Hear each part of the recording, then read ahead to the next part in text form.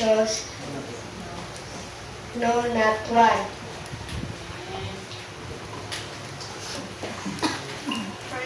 First Thessalonians 5:15. See that none render evil for evil unto any man, but ever follow that which is good both among yourselves and to all men. Amen. 1 Thessalonians 5 verse 16. Verse 7. Oh.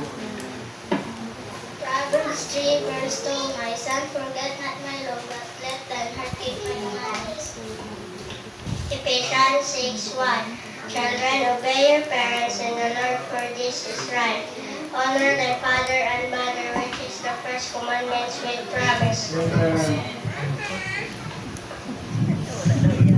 1 Thessalonians 5:14. Now we exhort you, brethren, warn them that are unruly, comfort the feeble-minded, support the weak, be patient Amen. toward all men. Amen. 1 Thessalonians 5:18. Ready, begin. 1 Thessalonians 5:18. In everything give thanks, for this is the will of God